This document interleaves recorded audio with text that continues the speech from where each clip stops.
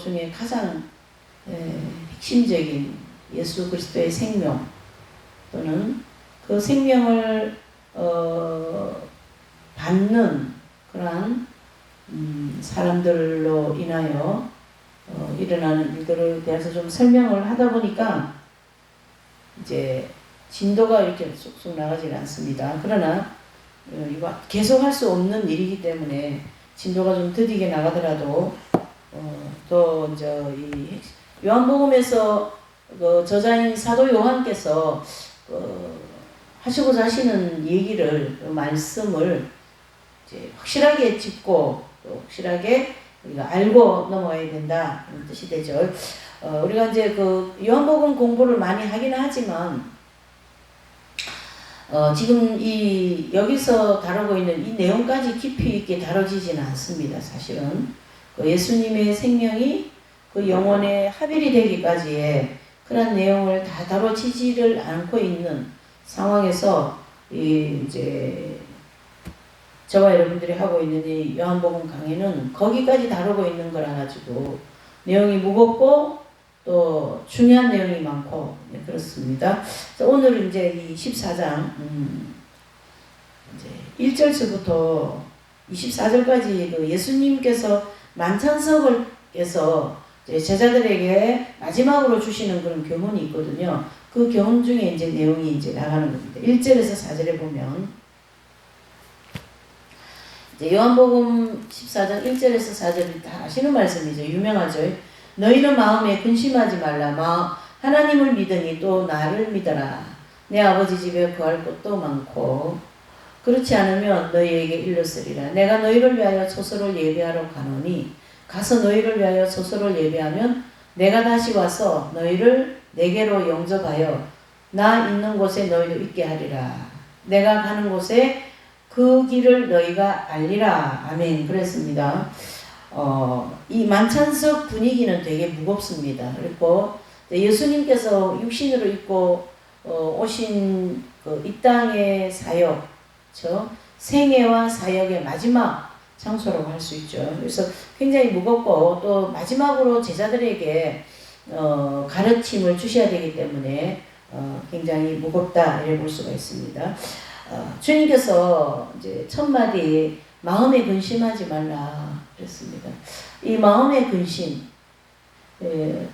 이 말씀을 들으시는 모든 분들이 마음의 근심이 없으신지 모르지만 저는 마음의 근심이 많은 사람이에요. 영적으로 잘 살아야 되는데 또 이렇게 살으면 안 되는데 또 현실이 왜 이럴까 뭐 이런 근심이 많은데요. 성경에는 두 가지 근심에 대해서 두 가지 얘기하고 있어요. 뭐냐면 너희의 인내로 너희 구원을 이루라 이런 말씀이 있고 모든 염려를 주께 맡기라 이런 말씀이 있어요. 크게 이제 뭐 두 가지 말씀을 보면 근데 너희의 인내를 인하여 구원을 얻으리라 이 말씀은 마음에 근심이 많습니다. 우리가 인내를 많이 하려고 그러면은 마음에 근심이 많아요. 물론 이제 뭐 가나안 땅을 마치고 광야의 길을 마치고 가나안 땅 들어간 성도들이라면 사실은 평강 덩어리인 생명이 들어와 계시기 때문에 즉 생명이 합일되어 계시기 때문에 마음에 근심이 없습니다. 그분들은 평강 덩어리인 생명의 능력에 의해서 근심 자체가 없는 거예요. 근데 이제 광야에는 우리가 부족한 것도 많고 잘못 사는 것도 많고 실수도 많고 넘어지고 막 이런 게 많기 때문에 그걸로 인해서 오는 근심이 많아요. 사실은 그런 근심은 인내를 하면서 생기는 거거든요. 그래서 인내가 너희 구원을 이룬다는 말씀은 즉 그 근심이 솔직히 좀 필요하다 이렇게 보셔야 되는 거예요. 나는 근심을 주님이 근심하지 말라 했기 때문에 뭐 잘못 살고 있는데 근심도 안 하고 그거는 좀 아니죠. 그런 측면에서 주님께서 우리에게 마음에 근심하지 말라 이 말씀은 이제 예수님이 좀 전에 얘기한 것처럼 마지막 때에 마지막 제자들의 가르침을 주셔야 되고 예수님의 살과 피를 통하여 속죄의 제사가 이제 이 길을 마치면 끝난다. 인류의 속죄의 제사가 끝나기 때문에 내가 가는 길은 나는 가지만 너희들과 헤어져야 되고 예수님은 떠나셔야 되고 앞으로 이제 십자가의 사건이 남아있는 이런 부분들에 대해서 근심하지 말라. 내가 가는 것이 오히려 너희에게 축복이다. 이런 원리로 정리가 되어야 되겠습니다. 그래서 만찬상의 분위기가 대단히 무겁지만 주님께서 곧 세상을 떠날 것이기 때문에 이때 주님은 제자들에게 뭘 주시기 위하여서요? 소망을 주셔야 되는 거잖아요. 그러니까 염려하지 마. 내가 가는 것이 인류에게 또한 지금 너희들에게 복이야. 이런 뜻이 되는 거죠. 그래서 이 염려하지 말라, 마음에 근심하지 말라 이 부분을 조금 정리를 해야 돼요. 그러니까 뭐 근심거리 많은 것은 뭐 잘 먹고 잘 살기 위하여, 어떻게 하면 돈을 좀 잘 벌기 위하여, 어떻게 하면 교회를 키우기 위하여, 어떻게 하면 그런 부분에 대해서 근심은 사실은 뭐 열심히 하기 위하여서 좀 할 수는 있죠. 그렇지만 그거에 너무 매여버리면 그게 근심이 되는 거거든요. 그래서 그거보다도 이제 영적으로 어떻게 하면 내가 잘 살 수 있을까? 또 영적인 뭐 영성생활에 대한 연구, 또 어떻게 해일 수 있을까? 뭐 이런 영성생활에 대한 그런 물음표가 많죠. 그런 것은 근심 좀 해야 돼요. 뭐 태평같이 못 살고 있으면서 정욕으로 휘둘려가지고 정욕에 막 그냥 그렇게 있으면서 근심하지 말라고 그렇게 다 맡겨라. 그건 아니에요. 그거는 무책임. 그 단위의 의미를 우리가 잘 좀 정리할 필요가 있죠. 자, 주님께서 거기 4장 1절에 보면 하나님을 믿으니 또 나를 믿어라. 2절에 보면 내 아버지 집에 거할 것이 많다. 이런 얘기를 합니다. 그래서 주님께서 우리에게 소망을 주시면서 또 아버지 집이라는 말씀을 하죠. 그래서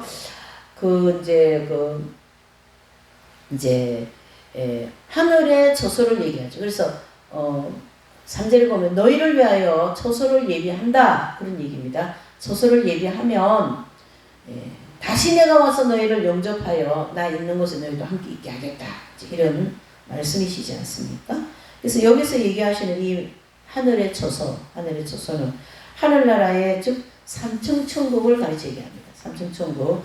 그래서 그 삼층천국을 이제 다 완성하시고 이제 제자들을 데리러 오겠다. 내지는 모든 하나님의 백성들을 데리러 오겠다. 이런 말씀인데 천국은 3층천만 있는 곳이 아니지 않습니까? 2층천도 있고 1층천도 있는 천국 전체를 가르쳐서 천국 수도인 새 예루살렘인데 그 새 예루살렘에 12제자들은 들어올 것이다. 그런 뜻이 되는 거죠. 그러면서 이제 따르는 수식을 할 수 있어요. 그래서 나 있는 곳에 너희도 있게 하겠다. 그렇죠?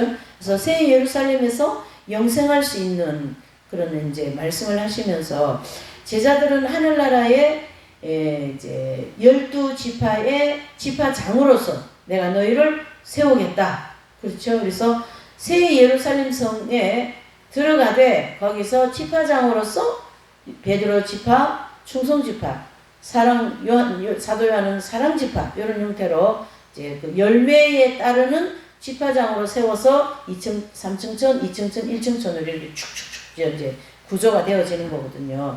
이제 그렇게 완성해서 너희를 내가 데리러 오겠다. 이런 뜻이 되는 겁니다.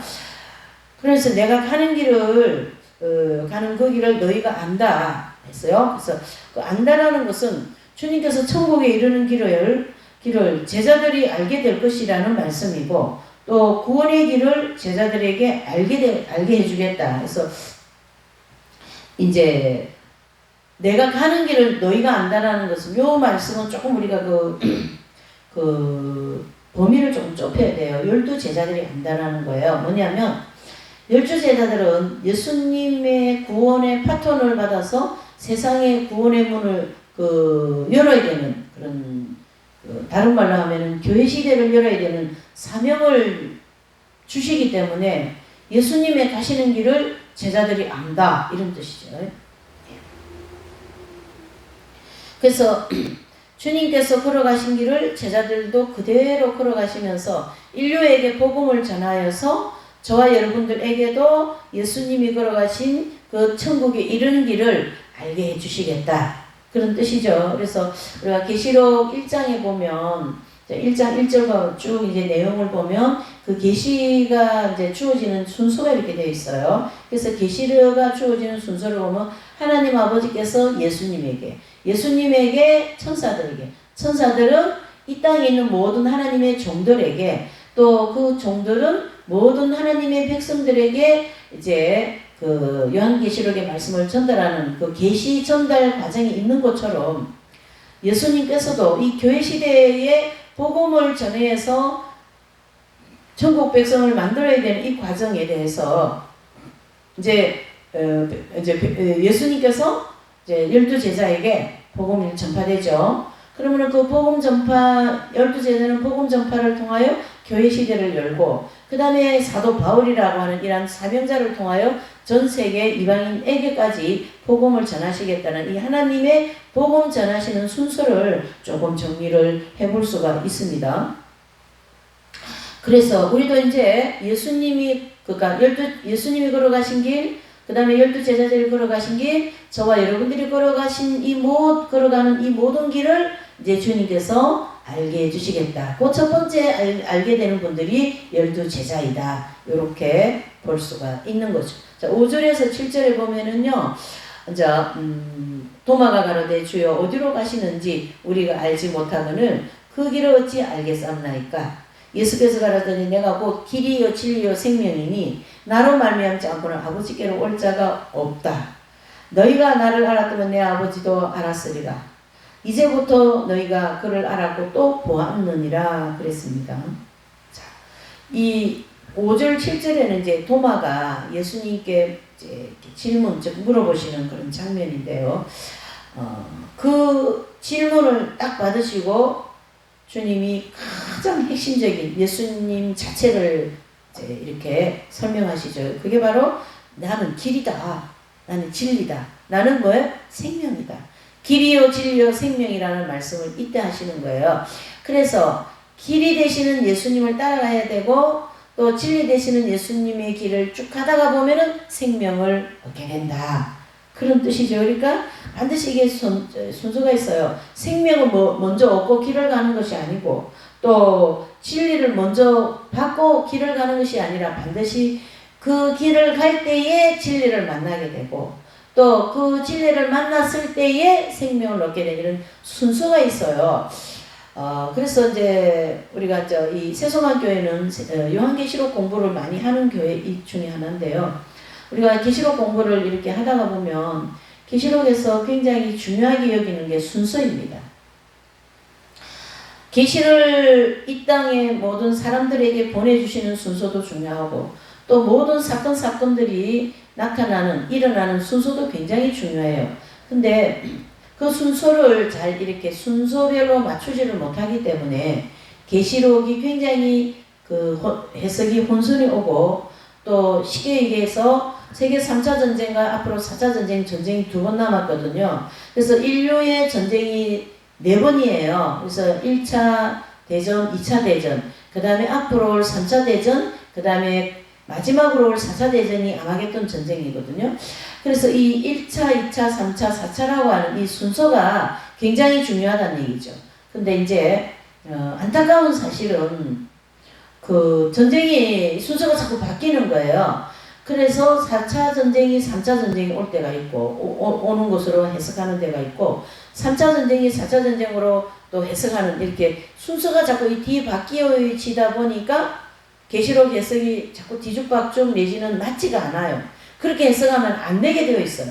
3차 전쟁은 그 시간에 반드시 하나님이 3차 전쟁을 보낼 것이고 또 4차 전쟁이라고 하는 아마겟돈 전쟁은 반드시 요한계시록 19장을 통하여 이 요한계시록 16장부터 시작한 이 모든 4차 전쟁을 통하여 이 세상을 죄악 세상을 정리하시겠다 하는 하나님의 그 섭리 내지는 계획이 담겨 있는데 자꾸 이 순서를 바꾸고 또 그 순서가 자꾸 바뀌다 보니까 순서가 맞게 되어진 계시록이 뒤죽박죽 해석된 거예요. 쉽게 얘기해서 자, 계시록이 가장 혼란을 가지고 오는 책이기 때문에 계시록 책의 순서를 조금 인용을 해봤고요.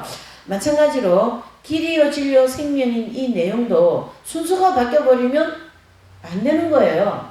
그래서 반드시 예수님의 길을 갈 때에 진리를 만나는 거예요. 그 진리의 길을 갈 때에 생명을 만나는 거예요.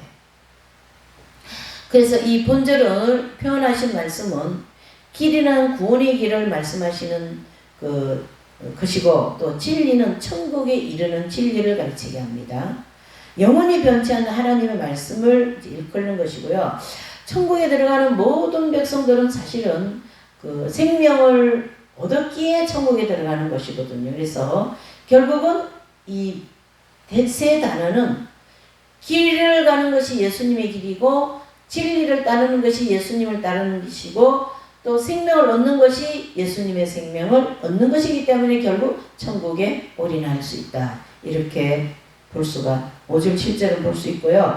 그 사도 도마는 좀 의심이 많은 도마로 우리가 좀 인상을 가지고 있는데, 굉장히 꼼꼼하고 굉장히 주도 면밀한 그런 유형의 사람이에요. 그래서 뭐 단어 하나도 틀리면 그냥 넘어가지는 그런 사람이 아닌 걸로 우리는 도마를 보는데요. 도마가 그런 성품의 소유자이기 때문에 도마에게 아주 디테일한 세 마디의 말씀으로 너희는 나를 따라야 생명을 얻는다. 그 길이 진리의 길이다. 그것을 해주셔야 되는 거였던 거예요. 예수님께서 도마에게. 그래서 나는 누구냐면 길이고 진리고 생명이다. 나를 말미암지 않고는 아버지 집에 들어올 자가 없다. 이렇게 아주 간단 명료하면서 아주 간결하게, 아주 깔끔하게 세 마디로 정리를 해주는 거죠. 그래서 도마는 그 말씀을 믿고 그 길을 끝까지 가서 교회시대 이긴 자 중 12제자 중 한 분이 되지 않습니까? 아주 정직한 그러한 지파로 우리가 알고 있습니다. 이제 8절에서 11절을 보실까요? 빌립이 가로되 주여 우리에게 보여 주옵소서. 아버지를 우리에게 보여 주옵소서. 그리하면 족하겠나이다. 예수께서 가로되 빌립아 내가 이렇게 오래 너희와 함께 있으되 내가 나를 알지 못하느냐. 나를 본 자는 아버지를 보았거늘 어찌하여 아버지를 보이라 하느냐. 예. 자, 11절까지요. 나는 아버지 안에 있고 아버지는 내 안에 계신 것을 내가 믿지 아니하느냐? 내가 너희에게 이르는 말이 스스로 하는 것이 아니라 아버지께서 내 안에 계셔 그의 일을 하시는 것이라. 내가 아버지 안에 있고 아버지께서 내 안에 계심을 믿어라. 그렇지 못하거든 행하는 그 일을 인하여 나를 믿어라. 자, 두 번째 질문인 자인 빌립이 주님 저 아버지 좀 보여주시라고 이런 질문을 하시는데요.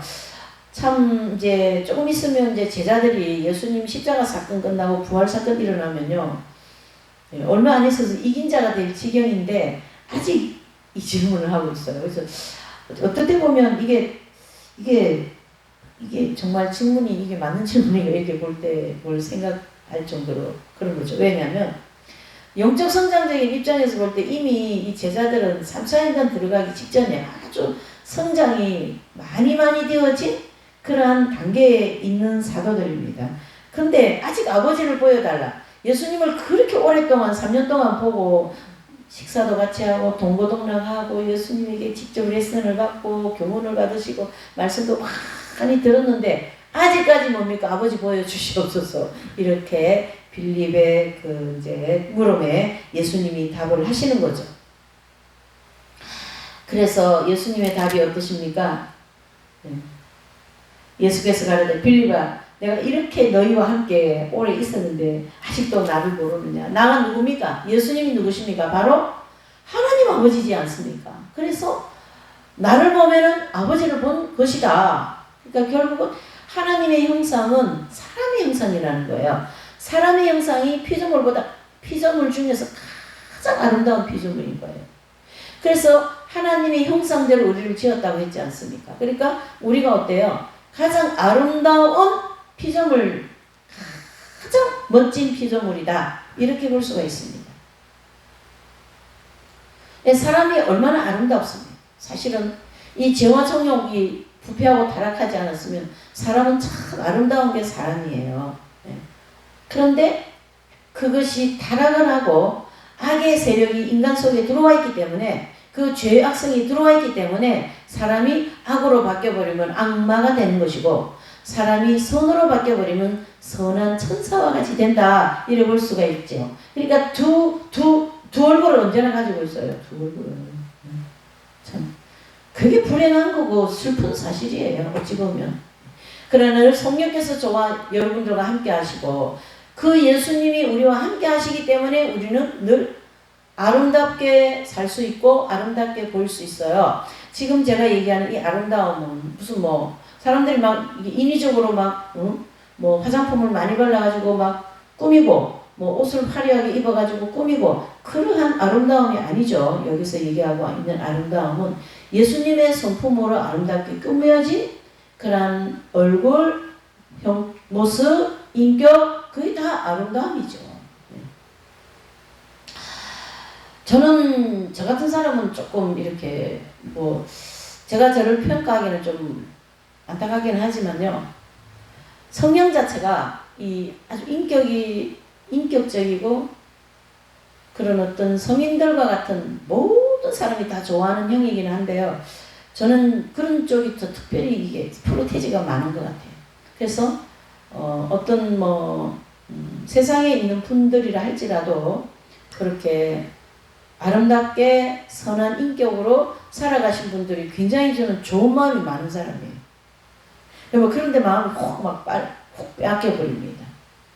어떤 영화를 한 편 봐도 그런 그 내용을 배역을 받은 사람이면 굉장히 그 사람에 대해서 좋은 마음이 많이 품어지는 그런 유형의 성품이 많더라고요. 제가 이렇게 보니까. 성경 핵심 진리를 통해서도 그 성인들의 삶이 정말 저를 매료시켜버렸어요. 완전히 좀 쉽게 얘기하면 완전히 획가닥 돌려버린 거예요. 사람 자체를. 그분들의 삶이. 이 성인들의 삶이 굉장히 큰 영향을 미치는 그런 형입니다. 그래서 이 땅에서도 그냥 그 성인들 경지에 들어가지 않았다 할지라도 우리가 그 독립투사들 보면은 굉장하지 않습니까? 유관순 누나나 이순신 장군이나 뭐 안중근 의사 이런 분들 보면은 자기를 돌아보지 않고 자기 가족을 돌아보지 않고 오직 나라를 위하여 그 교회를 위하여 나라는 존재는 없는 거죠. 그런 삶을 돌아보면 그런 삶이 너무나도 아름답다고 저는 보여지는 거예요. 너무 아름다운 거예요. 그 온유함과 그 온화함에서 흘러나오는 인격들 있지 않습니까? 예수님의 인격이 사실은 그런 인격이시거든요. 그 마리아 발도르타라든가 또 예수님의 눈이라는 책이 있어요. 그 책을 보면 정말 예수님은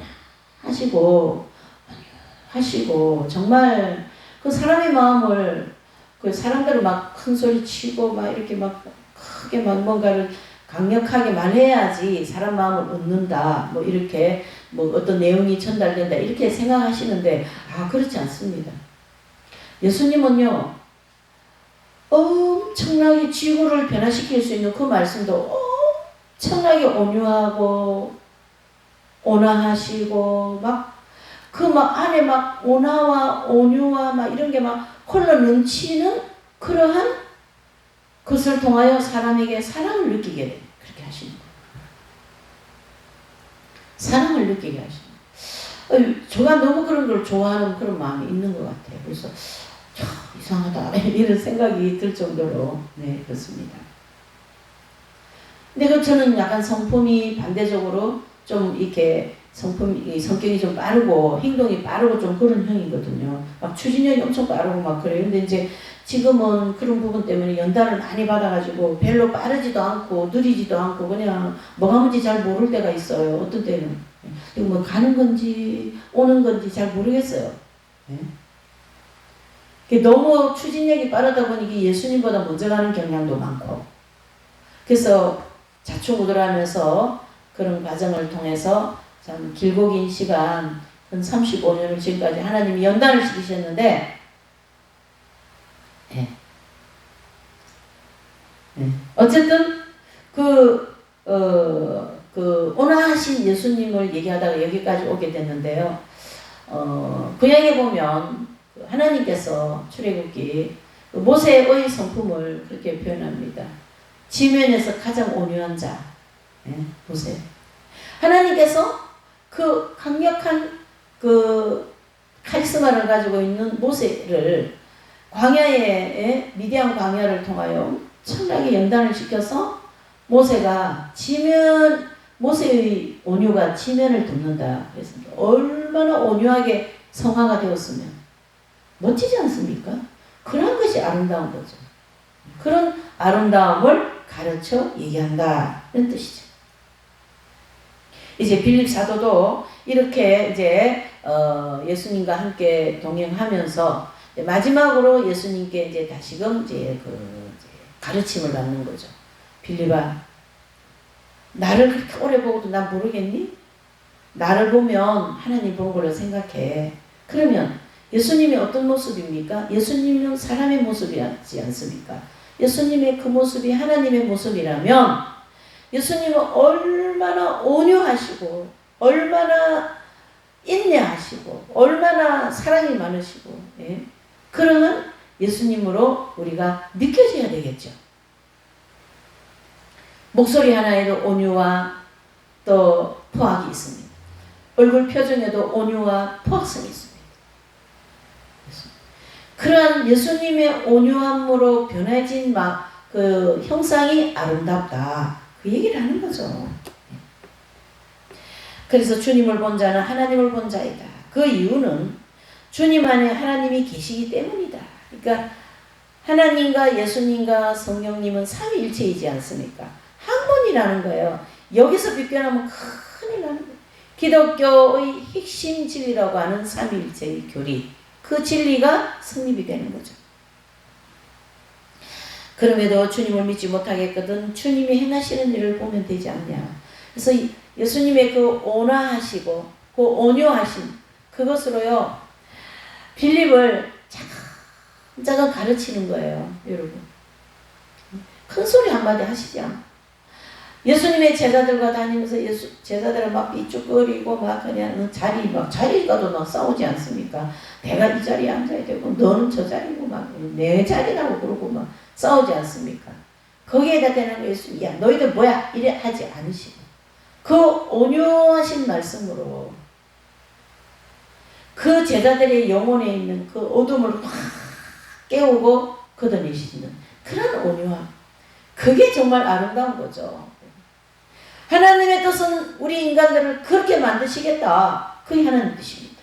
그래서 아름다운 인격, 아름다운 인성, 아름다운 그 사람의 모든 삶의 모습을 통해서 나를 드러내겠다. 즉 예수님을 드러내시겠다. 그런 뜻이 되는 거죠. 여러분. 그 자체도 얼마나 아름답습니까? 그렇게 해나가시겠다라는 그 얼마나 아름답습니까? 여러분. 아주 죽겠어요. 아름다워서. 그것이 너무나도 아름다워서. 자기 할 말 다 해버리고 아무 말이나 뱉어버리고 이 언어가 말이지 이 말이 이 입을 성화시켜야 되는 이 불통명한 이런 언어들 말이죠. 그건 아름다운 게 아닙니다. 예수님의 그 아름다움 그것을 가장 답습을 많이 한 분들이 교회 시대 이긴 자들이지 않습니까? 제가 그 한 분의 선생님, 스승, 제가 최고로 잘 만난 분 아니면 인생의 가장 복된 그런 인생의 길을 저는 삶을 사는 분을 만난 선생님 너무나도 온유하시는 거예요. 그 온유는 지면을 덮으시거든요. 이 포악한 인생들의 그 포악성을 온유로 샥 덮어버리는 거예요. 그게 아름다운 거죠. 멋지지 않습니까, 여러분? 그것이 바로 하나님의 형상이다. 예수님이 이 땅에 오신 이유는 저와 여러분들을 그러한 하나님의 형상으로 어떻게 해요? 바꿔주시기 위하여 이 땅에 예수님 오신 거거든요. 지금 세상에 뭐 기존 교회도 가보세요. 막 그냥 안에 막 온갖 더러운 죄들을 가지고 막 겉으로만 막 이게 꾸미고 말이죠. 뭐 교회도 꾸미고 막 큰 건물 가지고 있으면 그런 데는 아름다움이 없습니다. 솔직히 어디에 아름다움이 있을까요? 그 최춘순 목사님 같은 그런 부분에 아름다움이 있는 거죠. 아름다움.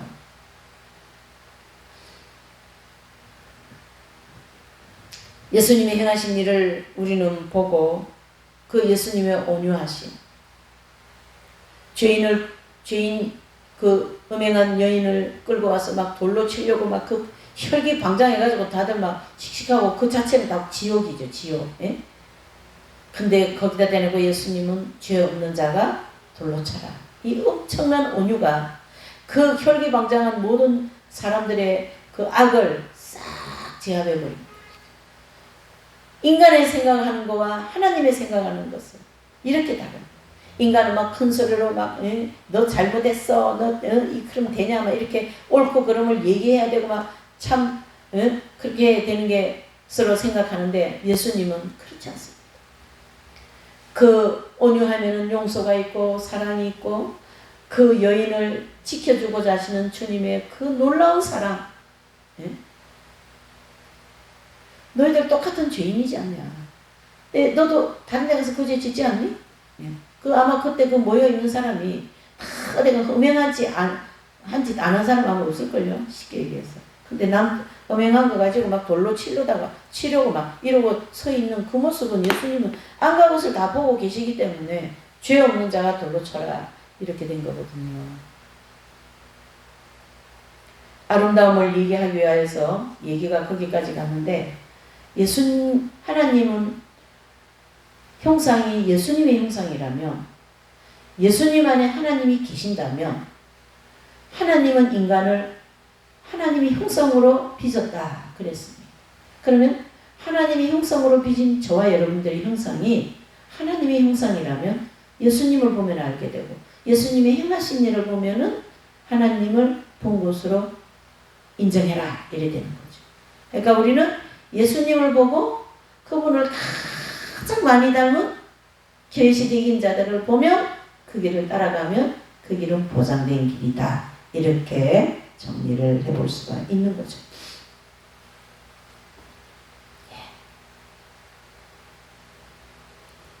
그러면서 12절 15절에 보면 나를 믿는 자는 주님을 믿고 연단을 전부 마친 믿음이고 이보다 더 큰 것도 한다. 즉 교회 시대, 즉 예수님을 믿는 자, 요 기준은 이제 이긴 자가 되어진 상태인 믿음을 가진 사람이기 때문에 믿음이 굉장히 크고 반석 같은 믿음이거든요. 그렇기 때문에 예수님의 이름으로 못할 일이 없어요, 여러분. 예수님의 이름으로 못할 일이 없어요. 그래서 내가 즉 예수님이 하시는 일보다 더 큰 일을 할 수 있다. 사도 베드로나 이런 그 12 제자들 또는 이제 사도 베드로 바울이나 이런 분들 보면 예수님보다 일은 더 많이 했어요. 더 이 땅에 오래 계셨기 때문에 더 많은 복음을 전했습니다. 누가요? 바울이. 그때 이제 성령께서 함께 하시기 때문에 예수님과 함께 이 모든 세상에 복음을 전하시는 그 구원의 길을 펼쳐가시는 내용들이 볼 수가 있어요. 그래서 이 모든 일은 주님의 종들 안에 역사하시는 주님의 생명의 능력이기 때문이다.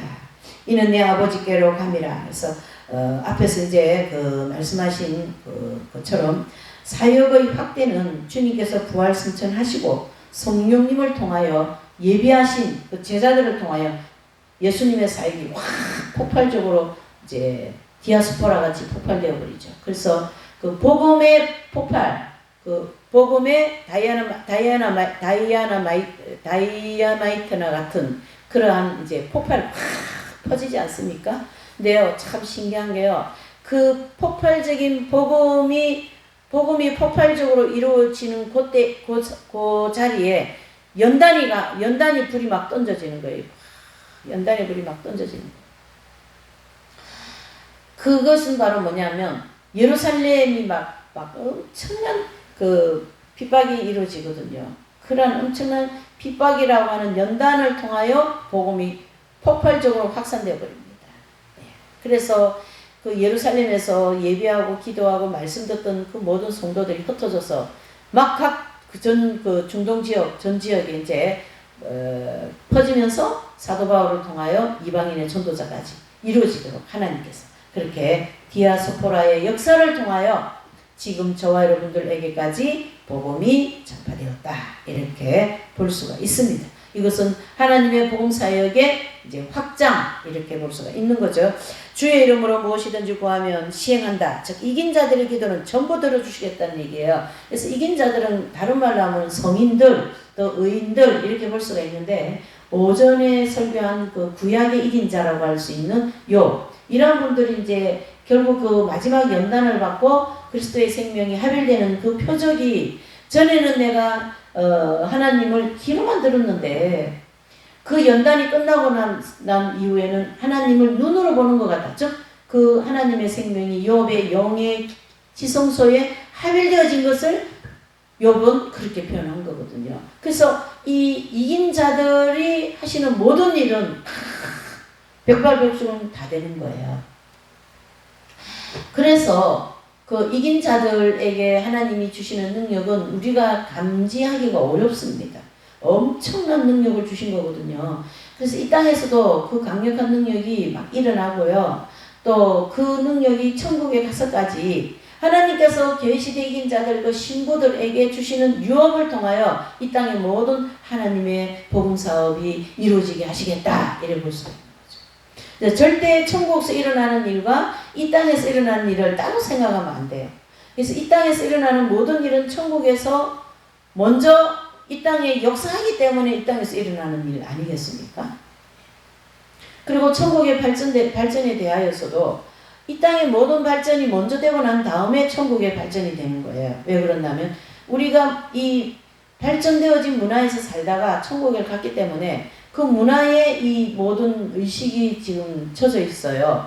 그 죄 그런 건 아니고요. 그러니까 천국의 문화도 이 땅의 문화를 그대로 거기서 발전시키는 거예요.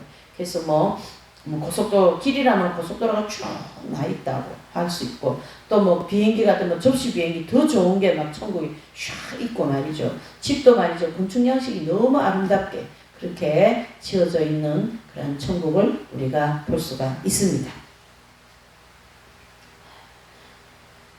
자, 그래서 그 요한 1, 2, 3세에 보면 의인의 기도는 간구하는 힘이 크다 그랬습니다. 사도 요한은 이미 알고 있는 거예요.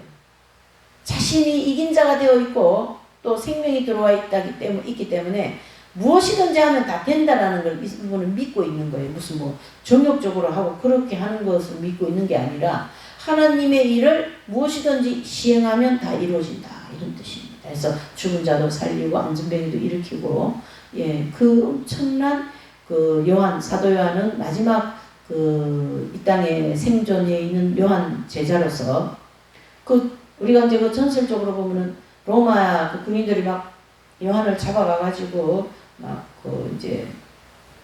뭡니까 기름 감아서 대너가 막 치킨 만들기도 하고 그랬다 하잖아요. 그런데 거기서 살아난 거예요 이분이. 그래서 사도 요한은 100살까지 살아요. 그래서 거기서 계시록을 다 기록하는 거죠. 하나님이 그러한 고난 속에 풀무불 속에서 계시록을 탄생시키지 편안하게 쑥쑥 내려가는 그 소파에 앉아가지고 계시록을 기록한 게 아니다. 결과적으로 천국은 고난의 길입니다. 가다가 조금씩 주시는 축복이지 그것이 영원한 것은 아니다. 이렇게 볼 수가 있는 거죠. 나를 사랑하면 나의 계명을 지키라 그랬습니다. 주님을 사랑하는 것은 주님의 계명을 지키는 것이고 이것이 사랑의 표현이다. 조그만한 거라도 예수님께 받은 사명 정말 아무것도 하는 일 없는 것 같은 그런 수도사의 길이라 할지라도 주님이 그것이 너가 할 일이야. 너는 끝까지 수도사로서 남아달라. 그럼 그렇게 하면 되는 거예요. 그게 나의 사명이기 때문에 교회를 부흥시켜야 되겠다. 뭘 좀 멋지게 일을 해야 되겠다. 그것은 결국은 뭐예요? 자기 욕망을 위해서 하게 되는 것이고요. 계속 하다 보면 그 많은 길이에요. 솔직히. 소유를 내려놓을 때 열매는 있게 되어 있거든요.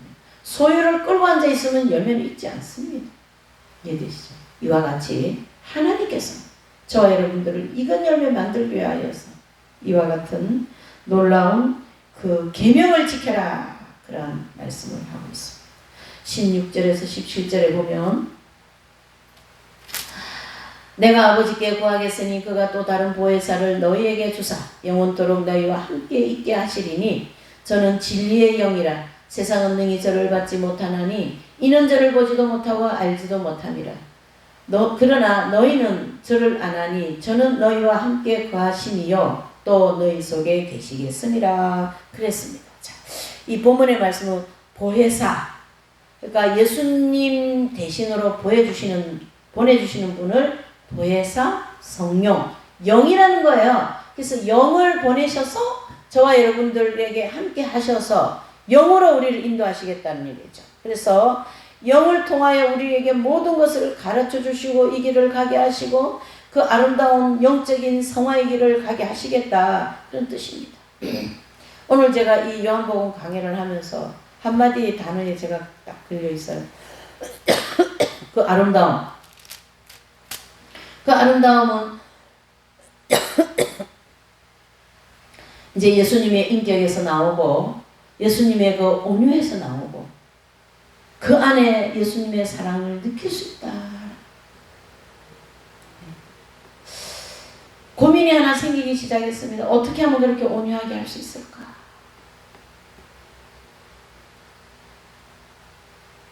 어떻게 하면 그렇게 예수님과 같은 온화한 사람이 될 수 있을까? 그런 우리가 고민을 할 필요가 있는데요. 그 고민을 할 때 성령께서 오셔서 도와주시게 될 줄 믿습니다. 그래서 그분은 우리를 인도하시고 보호하시고 주님의 보냄을 받은 영이다. 보혜사, 파라크로테스. 그렇죠?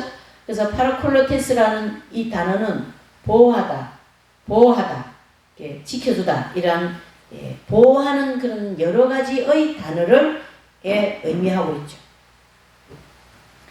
그래서 또 다른 보혜사는 구약시대 동안 성령 안에서 역사와 신약시대의 성령의 역사 차이가 있습니다.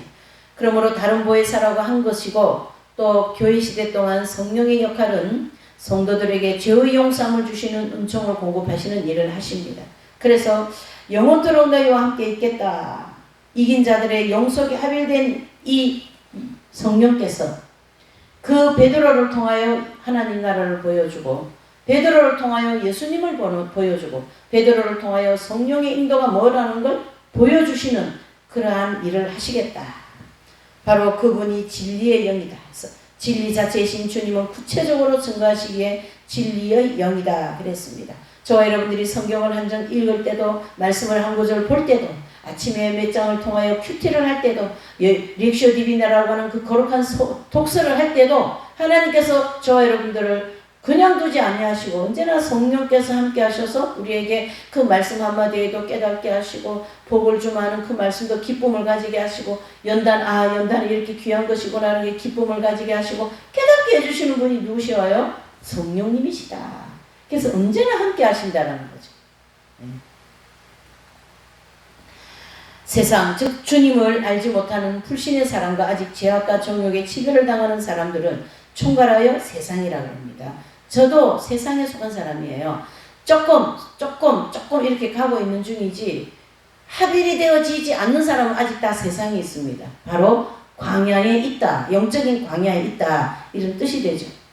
그래서 정욕으로 푹푹 빠지지 않습니까? 혈육간의 애정 그냥 자녀가 거의 무상되어 가지고 불성 앞에 앉아 있는 거나 마찬가지입니다. 아니다 그 말을 차라리 안 했으면 좋겠어요. 거짓말이죠. 그것은 혈육의 애정, 남녀간의 애정, 친구간에 대한 애정, 사물에 대한 애정, 이런 온갖 애정에 뒤에 엉켜서 우리는 가고 있는 거거든요. 조금 이제 이건 아니다 이렇게 하고 있는 것이지. 이것은 연단을 받으면서 우리를 하나님께서 어떻게 합니까? 조금씩 우리를 정화시켜 나가는 것이거든요. 우리가 더 성령 충만하지 않으면 육적으로 푹 빠져가지고 정욕에서 헤어나지 못하는 거예요, 여러분. 그것이 안아지는 사람은 그래도 좀 깨어있는 사람이에요. 몰라요. 그렇게 내가 정욕에 빠졌는지 물통에, 오물통에 빠져있는지 몰라요. 그만큼 영적으로 둔감하다. 이렇게 보였습니다. 영적인 둔감. 참. 그렇게 생각하면 굉장히 심각한데요. 또 그냥 뭐 주님이 은총이다 그러고 살아가면 또 뭐 그냥 그런 대로 살아갈 수 있는 거예요. 네.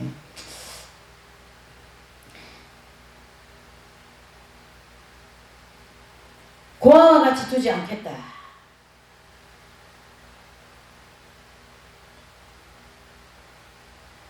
또 너희에게 오리라. 제자들의 영의 영속에 영적 할례를 베푸니 생명으로 들어오시고 또 그 생명을 오신 그 예수님께서 제자들과 함께 세상에서 일을 하시겠다. 이런 뜻이고요. 19절을 보시면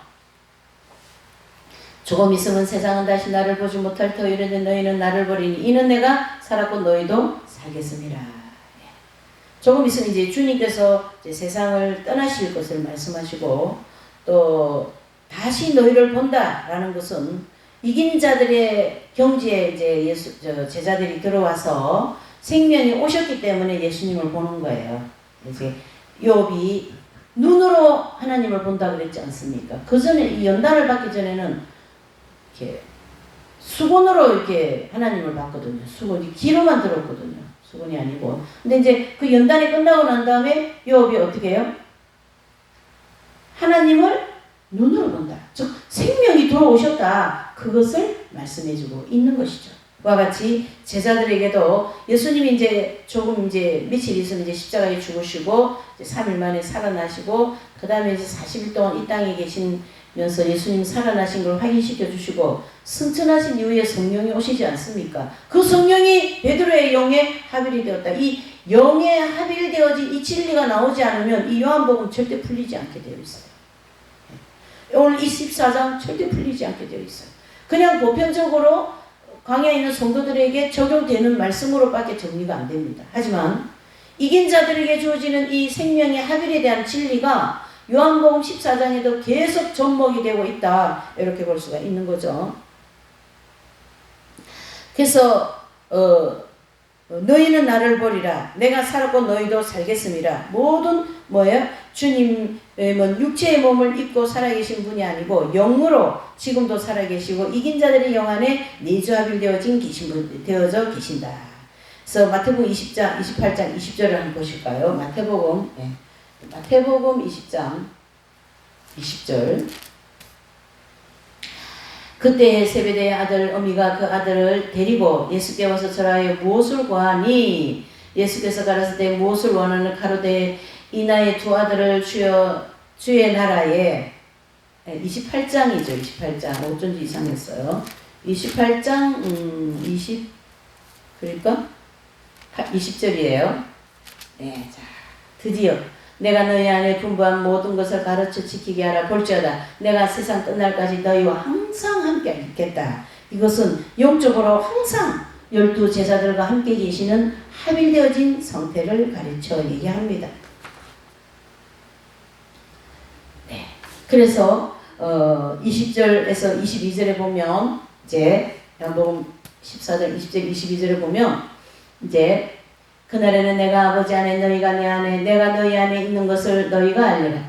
나의 계명을 가지고 지키는 자라야 나를 사랑하는 자니 나를 사랑하는 자는 내 아버지께 사랑을 받은 것이요 나도 그를 사랑하여 그에게 나를 나타내리라. 가롯 아닌 유다가 가로되 주여 어찌하여 자기를 우리에게 나타내시고 세상에는 얘는 아니하려 하시나이까 그랬습니다. 자, 예수님께서 그날이 언제입니까? 12 제자들에게 예수 그리스도의 생명이 즉 성령이 합일되어지는 그날을 가르치게 하는 거예요. 그러니까 그날에는 예수님과 12 제자가 하나가 되어버리는 거예요. 그래서 예수님이 제자이고 제자가 예수님이고 이렇게 되는 거예요. 예수님 그러니까 제자들 안에 예수님이 탁 들어와서 합일되었거든요. 그러니까 제자들은 예수님처럼 되어버린 거예요. 이해되시죠?